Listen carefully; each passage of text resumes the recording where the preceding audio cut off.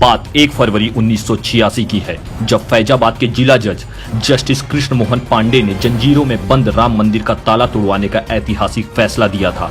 पूरा देश दूरदर्शन पर आंखें जमाए ताला टूटने का वो अद्भुत दृश्य देख रहा था। ये जस्टिस पांडे का एक साहसी और कांग्रेस की सरकार को चुनौती देने वाला कदम था। इस फैसले ने न सिर्फ 36 साल पुराने उस नेहरू सरकार के ताला लगवाने और पूजा अर्चना न होने के उस फैसले को तोड़ा, बल्कि मौजूदा राजीव गांधी सरकार के एक तरफा सेकुलरिज्म के महल को भी ध्वस्त कर दिया।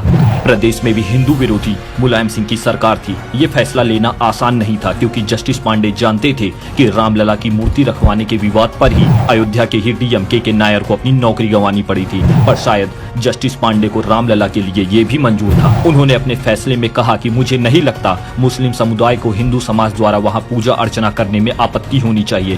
बात सही भी थी, पर इस बात से सीएम मुलायम सिंह को बहुत आपत्ति हो गई और मुलायम सिंह यादव ने जस्टिस पांडे, जो अपनी सीनियरिटी और मेरिट की वजह से हाईकोर्ट के लिए प्रमोट होने वाले थे, उनका प्रमोशन रुकवा दिया।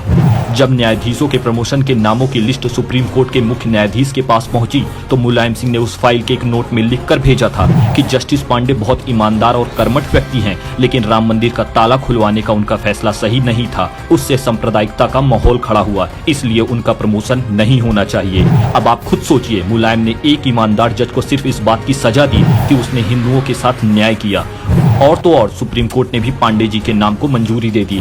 पर मुलायम के लिखे उस नोट को देखते हुए कांग्रेस की केंद्र सरकार ने उनका नाम रोक दिया। ये था सपा और कांग्रेस का सेकुलरिज्म, जिसने एक ईमानदार राम भक्त जज और हिंदू समाज की भावनाओं के लिए कोई जगह नहीं थी। लेकिन भाजपा और विश्व हिंदू परिषद ने कोर्ट में जस्टिस पांडे के हक की लड़ाई लड़ी। सरकार बदली और सियासत की हवा बदली तो सुब्रमण्यम स्वामी कानून मंत्री बने। उन्होंने 1991 में पांडे जी को इलाहाबाद हाईकोर्ट का जज नियुक्त किया। तो दोस्तों, कहानी का सार बस इतना सा है कि भाजपा तब भी राम भक्तों के साथ थी और आज भी है, लेकिन सपा कांग्रेस तब भी हिंदुओं और रामलला के विरोध में थे और आज भी है। आगे की कहानी अगले भाग में।